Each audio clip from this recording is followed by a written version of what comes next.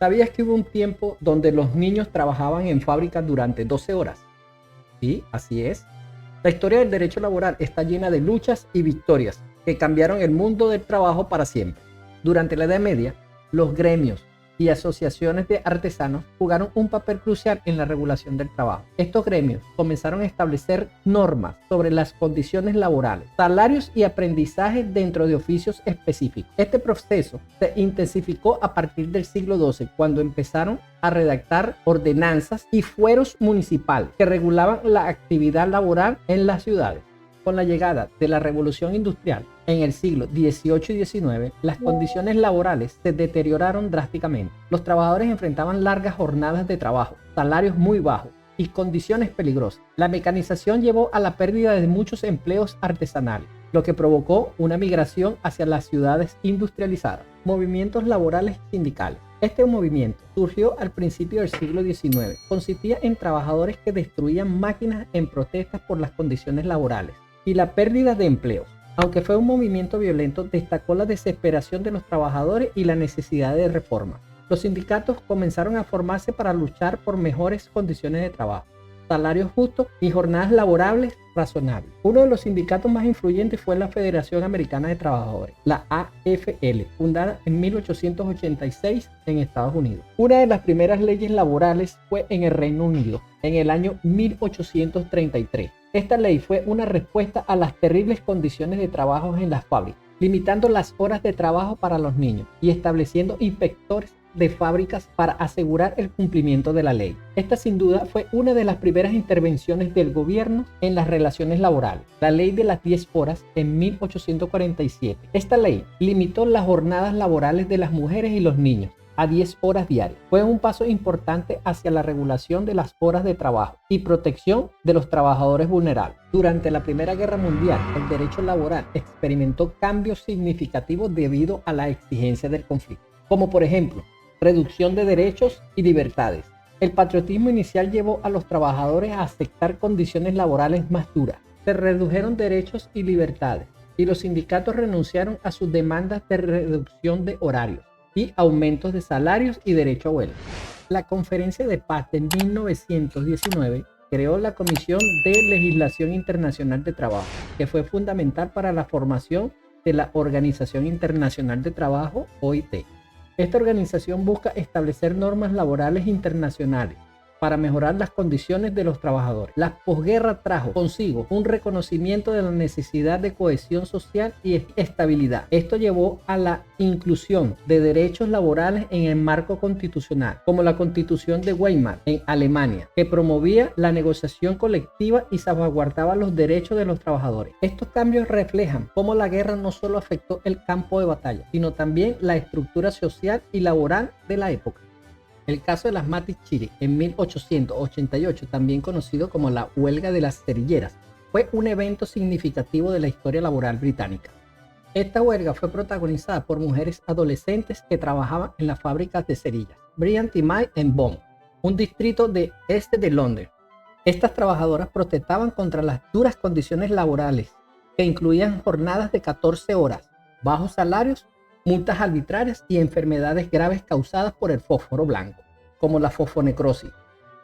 La huelga comenzó en julio de 1888, cuando 1.400 obreras se declararon en huelga tras las despedidas de una compañera. La activista Annie Besant jugó un papel crucial al publicar un artículo titulado Wage Slavery en Londres, que expuso las condiciones inhumanas en la fábrica. Esto llevó sin duda una mejora significativa en las condiciones de trabajo, incluyendo la prohibición del contacto directo con el fósforo blanco y la creación del primer sindicato de mujeres en el Reino Unido. La huelga de Pullman en 1894 fue un evento significativo en la historia laboral de Estados Unidos. Esta comenzó el 11 de mayo de 1894, cuando los trabajadores de la compañía Pullman de la fábrica de vagones de tren iniciaron una huelga en respuesta a la reducción de salarios sin correspondiente disminución de los alquileres de viviendas de la compañía. La huelga se extendió rápidamente y fue apoyada por la Unión de Ferroviarios Americanos, la ARU, liderada por Eugene V. Debs. La ARU organizó un boicot nacional en contra de todos los trenes que llevaban vagones Pullman, lo que paralizó en gran parte el transporte ferroviario en todo el país. El presidente Grover Cleveland envió tropas federales para romper la huelga, lo que resultó en enfrentamientos violentos y la muerte de decenas de personas. La huelga finalmente fracasó, pero tuvo un impacto duradero en la política laboral de Estados Unidos y en la percepción de los derechos de los trabajadores. Sin duda, Inglaterra fue el país pionero en mejorar las leyes laborales, estableciendo límites de horarios, especialmente en las mujeres y niños.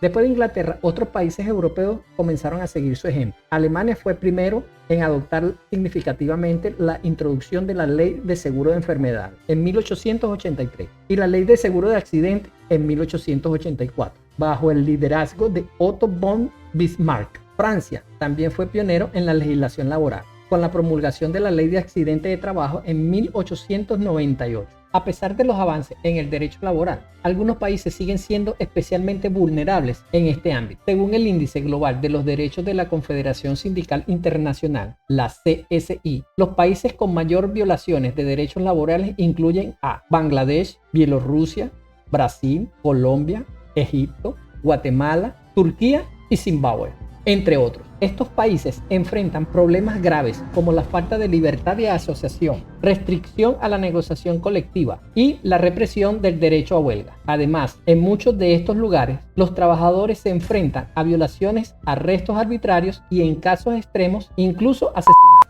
El reconocimiento del derecho laboral como un derecho humano es un tema fundamental en la justicia social y la protección de los derechos de los trabajadores. Este reconocimiento se basa en varios principios y documentos internacionales que destacan la importancia del trabajo digno y las condiciones laborales justas. La Declaración Universal de Derechos Humanos de 1948 establece en su artículo 23 que todas las personas tienen derecho a un trabajo, a condiciones equitativas y satisfactorias de trabajo y a la protección contra el desempleo. Además, la Norma Internacional del Trabajo, NIT, de la Organización Internacional del Trabajo, OIT, han sido cruciales para definir y proteger estos derechos en el ámbito laboral. Estas normas incluyen derechos como el derecho a condiciones de trabajo seguras y saludables, derechos a salario justo y a igualdad de remuneración por trabajo de igual valor, el derecho a la libertad sindical y a la negociación colectiva.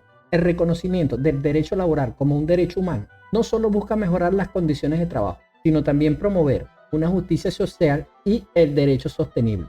Este enfoque integral es esencial para construir una sociedad más equitativa y próspera.